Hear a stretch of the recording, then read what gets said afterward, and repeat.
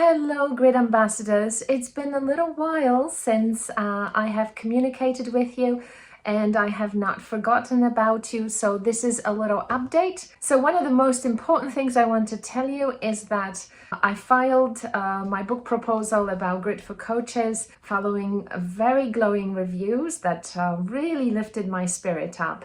I was awarded a contract to bring this book together. So I am in fact developing that little baby. Its due date will be October, but at the same time I have also been studying and thinking about things in terms of how they especially relate to the grid. So for those of you who follow my work, I have always done heart, mind, body, spirit work, which is sort of like large parts integration approach.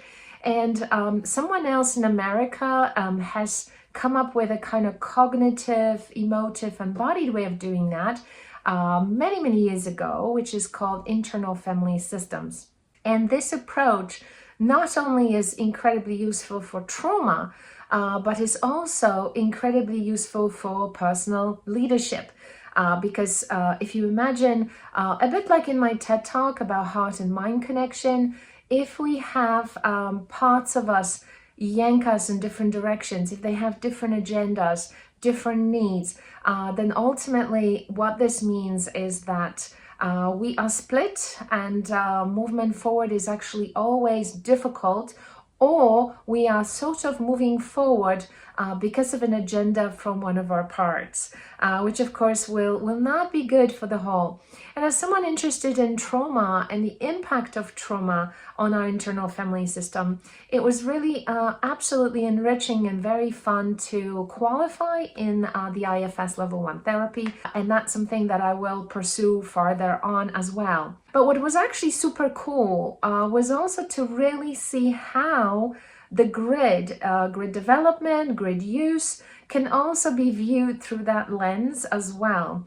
So it made me realize that, when I came up with the grid method initially, one of my quote managers in IFS terminology was the part that stepped up to really take care of me, to say, listen, you're not doing this right. You're overlooking your self-care. You're overlooking your career. You are kind of caught in these patterns that we think are not so good for you. And, I have been, of course, gridding for over a decade.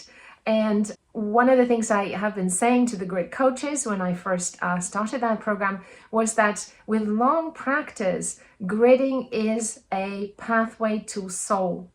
It is a way in which we can start with this, incredibly complex, busy, doing too much type of agenda where things are hardly having space to fit in, and then eventually really arrive at this gorgeous, almost Alderian type of call to what is our place in this universe, what are we here to do, what is our call in terms of our personal leadership, and also what does our soul ultimately want. And so, I'm writing an appendix in the book about that, but also I'm looking forward to probably running a nice masterclass for those of you who are practitioners of the grid about how we can use the grid in a way to serve the whole human, not just parts, because, we'll have people coming into the grid because their parts are overwhelmed and because, some of their parts are achievers and they want more, or some of the parts are craving love or craving visibility, or, they're really tired and pooped or burned out. And, and that's all fine. But we're able to sort of even much more purposefully be able to chaperone and guide and support people towards this gorgeous wholeness through the principle of balance, which is, of course, one of my favorite things. So things have been busy on that front. I have also, in conversation with the originator of the IFS method, Richard Schwartz, have been inspired to really rethink my leadership. I think for a long time, I sort of really was under this huge pressure about taking the grid out and trying to make it work. And at the same time, somehow, some part of me was also really shy and kind of going, oh, it's only a paper and pen method. Like, how useful can it really be? And really, in a way, probably not standing up for it enough, not maybe communicating about it.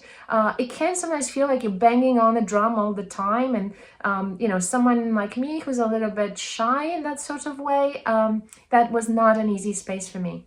But I have now been really inspired by that call to leadership, and actually realizing through the years of the letters and the impact that Grid is having people, to be able to say that actually Grid is magic. Grid is incredible magic, and I have also watched that be true you know, in my own life. And so I am delighted to tell you that this year I am being recognized and put on a number of platforms, you know, the international executive coaching space, the coaching space, the therapeutic space, and the holistic space, to talk about the Grid and to talk about personal leadership in many ways, which has been absolutely fantastic. And I also will be teaching my first European corporate coaching academy, and how coaches can use the Grid to support people in their business.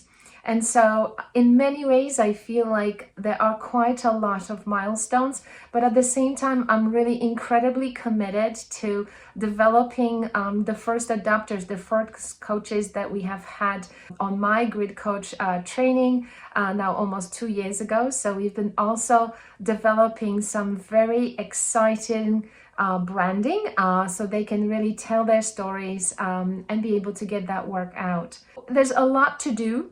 And probably one of the most important things that I will be now finding my own courage to do again after the pandemic is to really just run more live events, to do more even in-person events, and to slowly build my way back to doing Grid retreats, which were, you know, incredible fun in real life, in real amazingly sacred, lovely venues. So with all that, I, of course, have not forgotten about you. I treasure you. Thank you for being in my life. Thank you for being in the world of the Grid. And please keep on telling people about the Grid. Send them to the website, you know, tell them about the films, and do what you can in your own communities, of course, and watch out for further announcements. And if there are things that you believe and think that I can do better, please reach out to me and let me know. It will be absolutely lovely to hear from you and find out how I can lead Grid into this world even better. I think Grid is now essentially like, you know, a 10-year-old, so still quite small, but I'm pretty sure that the Routledge book will go a long way to really highlighting the power of the Grid within the coaching and therapeutic community going forward.